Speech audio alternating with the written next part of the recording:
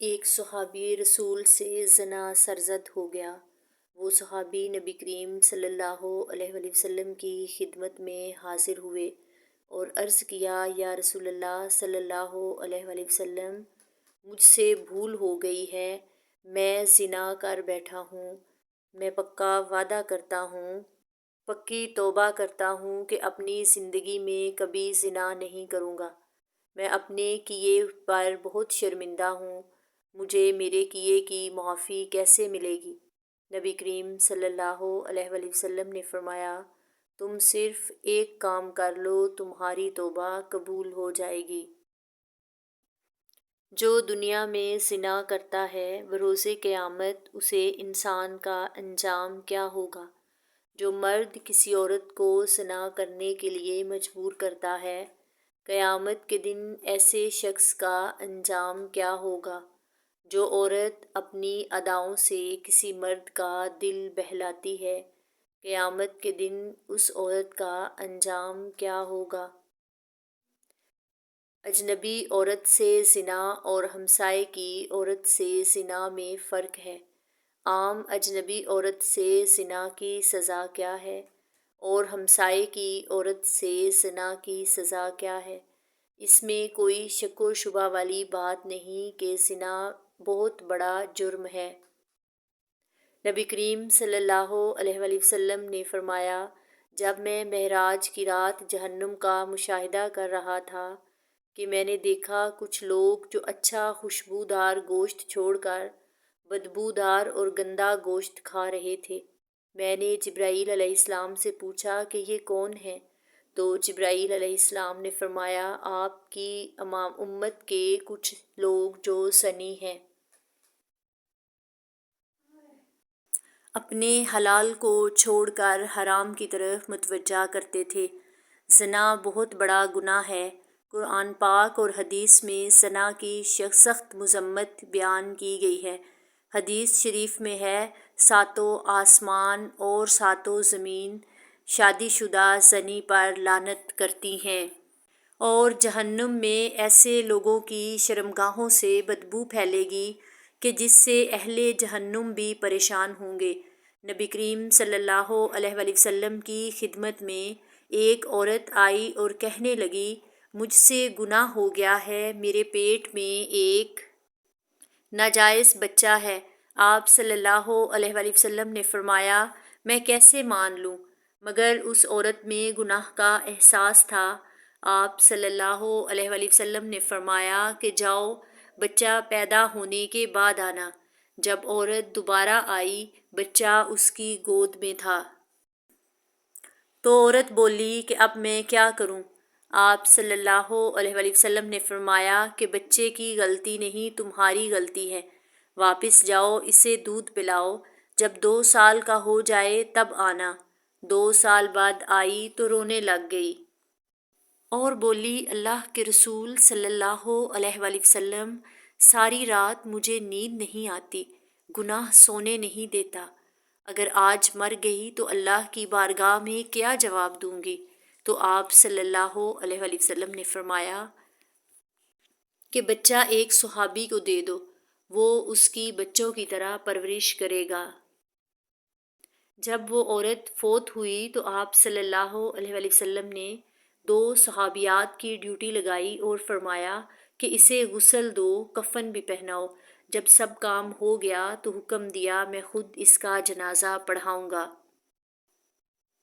آپ صلی اللہ علیہ وآلہ وسلم نے فرمایا کہ تم نے اس عورت کا گناہ دیکھا ہے، مگر اس کا احساس نہیں دیکھا، اس کی توبہ کا انداز نہیں دیکھا۔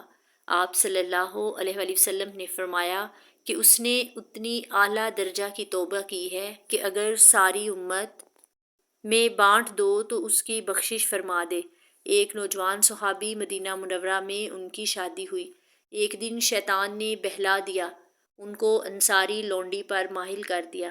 صحابی اس لونڈی کو تنہائی میں لے گئے۔ شیطان نے ان دونوں کے لیے برائی کو نہایت پرکشش بنا کر پیش کیا اور وہ جوانی کی طغیانی کا شکار ہو گئے۔ جب صحابی رضی اللہ تعالی عنہ اپنے جرم سے فارغ ہوئے تو شیطان نے ان کا ساتھ چھوڑ دیا۔ اب اپنے نفس کا محاسبہ کرنے لگے اور ملامت کرنے لگے۔ گناہ کی آگ ان کے دلوں کو جلانے لگی اور بے قرار ہو کر نبی کریم صلی اللہ علیہ وآلہ وسلم کی خدمت میں حاضر ہوئے۔ احساس گناہ ان کو تڑپانے لگا اور کہنے لگے، ہم سے گناہ ہو گیا ہے، یعنی زنا ہو گیا۔ نبی کریم صلی اللہ علیہ وآلہ وسلم نے ان کی طرف سے منہ پھیر لیا۔ نبی کریم صلی اللہ علیہ وآلہ وسلم نے فرمایا، تجھ پر افسوس ہے، واپس چلے جاؤ اور اللہ تعالیٰ سے معافی مانگو۔ نبی کریم صلی اللہ علیہ وآلہ وسلم نے فرمایا کہ اسے یہاں سے نکال دو۔ آپ صلی اللہ علیہ وآلہ وسلم نے پوچھا کہ یہ دیوانہ ہے؟ لوگوں نے کہا، اے اللہ کے رسول صلی اللہ علیہ وآلہ وسلم، ہم نے اس میں ایسا کوئی عمل نہیں پایا۔ آپ صلی اللہ علیہ وآلہ وسلم نے فرمایا، شاید اس نے شراب پی ہو، اس لیے ایسی حرکتیں کر رہا ہے۔ ایک آدمی کھڑا ہوا، اس نے معاذ رضی اللہ تعالی عنہ کا منہ سونگھا تو بو محسوس نہ ہوئی۔ نبی کریم صلی اللہ علیہ وآلہ وسلم نے پوچھا، اے صحابی رسول، تمہیں پتہ ہے زنا کیا ہے؟ انہوں نے کہا، جی ہاں، میں ایک حرام کام کر بیٹھا ہوں، جیسے ایک آدمی حلال طریقے سے اپنی بیوی کے پاس کرتا ہے۔ آپ صلی اللہ علیہ وآلہ وسلم نے پوچھا، اب اس سے تمہارا کیا مطلب ہے؟ بولے، مجھے پاک کر دیں۔ آپ صلی اللہ علیہ وآلہ وسلم نے فرمایا، حضرت معاذ رضی اللہ تعالی عنہ نے ایسی سچی توبہ کی کہ اگر یہ توبہ امت میں تقسیم کر دی جائے تو انہیں کافی ہو جائے۔ مجھے اس ذات کی قسم جس میں میری جان ہے، حضرت معاذ اس وقت جنت کی نہروں میں غوطہ لگا رہے ہیں۔ حدیث شریف میں ہے، حضرت ابو ہریرہ رضی اللہ تعالی عنہ روایت کرتے ہیں کہ نبی کریم صلی اللہ علیہ وآلہ وسلم نے فرمایا، زنا کرنے والے زنا کرتے وقت مومن نہیں رہتے، چوری کرنے والا چوری کرتے وقت مومن نہیں رہتا۔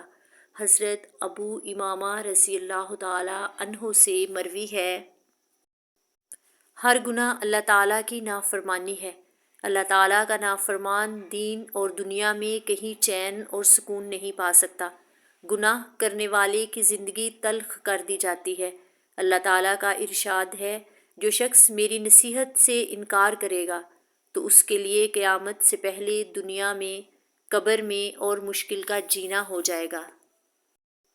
اپنے خالق کی نافرمانی چھوڑ کر اپنی زندگی اس کے بتائے ہوئے اصولوں کے مطابق بسر کی جائے، پھر اللہ تعالیٰ اپنے بندے کو پاکیزہ زندگی عطا فرمائے گا۔ اور اللہ تعالیٰ نے سورۃ نحل میں ارشاد فرمایا، جو شخص کوئی نیک کام کرے گا، خواہ وہ مرد ہو یا عورت، صاحب ایمان ہوگا۔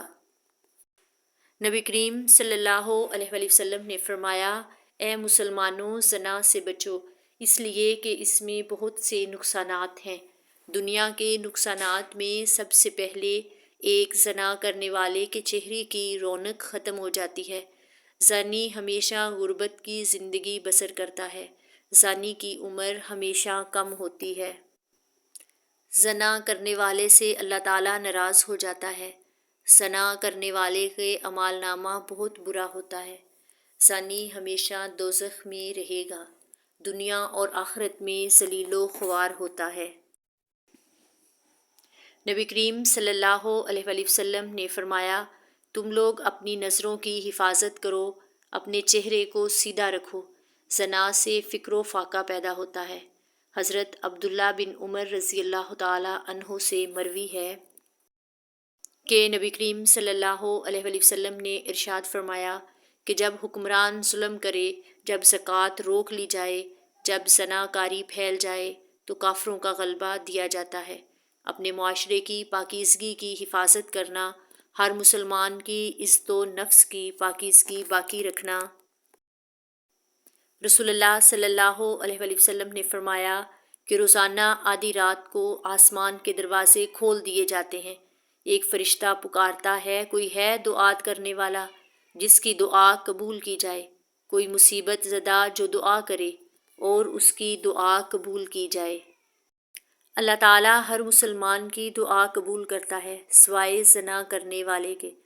زنا کرنے والے لوگ خود کو اپنے اللہ کے عذاب کا مستحق بنا لیتے ہیں، پھر اس پر کسی قسم کا عذاب آئے، پھر اسی طرح زانی کو دنیا میں بھی اللہ کی طرف سے سزا مل رہی ہوتی ہے۔